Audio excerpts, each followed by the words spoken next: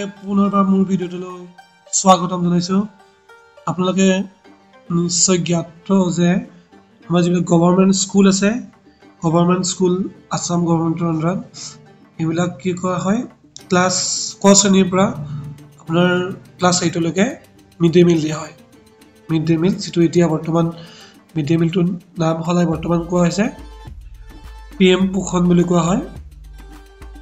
PM পোষণ, এই PM পোষণ আঁচনি কিছু সংশোধন কৰা হৈছে। আপোনালোকৰ যদি কোনোবা অভিভাৱক আছে, আপোনালোকৰ ল'ৰা ছোৱালীক বিদ্যালয়ত খোৱাৰ বাবে দুপৰীয়া খোৱাৰ বাবে কি কৰা হয়, প্ৰত্যেক দিনে চৰকাৰৰ পৰা ধন দিয়া হয়। এই ধনটো বিদ্যালয় প্ৰধানে খৰচ কৰি আপোনালোকৰ ল'ৰা ছোৱালীক মিড ডে মিল প্ৰভাইড কৰে। সো এতিয়া কথা হ'ল এখন নতুন জাননী আছে। এই জাননীখন কেতিয়াৰ পৰা ৰিভাইজ কৰিছে, মানে আগৰ যিখন জাননী আছে সেইখন ৰিভাইজ কৰিছে। এইটো আপোনাৰ 1 ডিচেম্বৰ, যোৱাকালি, আজি 2 ডিচেম্বৰ, যোৱাকালি দিছে। ইয়াত চৰকাৰে কি কৰিছে, যিটো বস্তুৰ বহুত দাম বাঢ়িছে, সেই দাম বাঢ়াৰ প্ৰতি লক্ষ্য ৰাখি আপোনালোকৰ মিড ডে মিলৰ কোৰ্চটো বঢ়াই দিছে। বুজি পাইছেনে?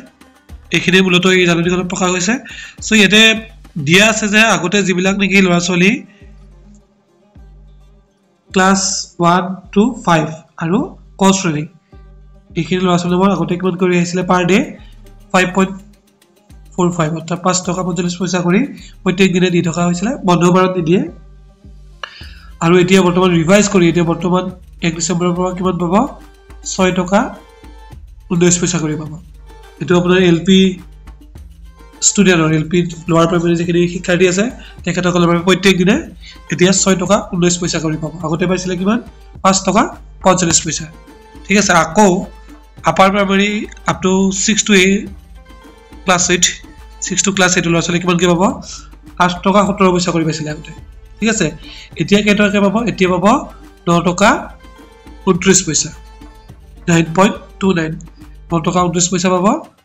কেতিয়াৰ পৰা পাব এইটো, এইটো পাব 1 ডিচেম্বৰ 2024 পৰা। যিসকল শিক্ষাৰ্থীৰ আমাৰ মিড ডে মিলৰ কোৰ্চ এতিয়া বঢ়াই দিয়া হৈছে। চ' চৰকাৰে এইটো ভাল পদক্ষেপে লোৱা বুলি ক'ব লাগিব। মূল্যবৃদ্ধিৰ প্ৰতি লক্ষ্য ৰাখি পৰৱৰ্তী সময়ত নিশ্চয় ইয়াতকৈ আৰু কিছু ধন বঢ়াই দিব। সেয়েহে প্ৰত্যেকজন ল'ৰা ছোৱালীৰ লগত বিদ্যালয়ত কিমান টকা দি আছে মই ভিডিঅ'টোৰ জৰিয়তে জনালোঁ। যদি ভিডিঅ'টো ভাল লাগিছে তেন্তে এটা লাইক কৰিব আৰু চেনেলটো ছাবস্ক্ৰাইব কৰিব। ধন্যবাদ।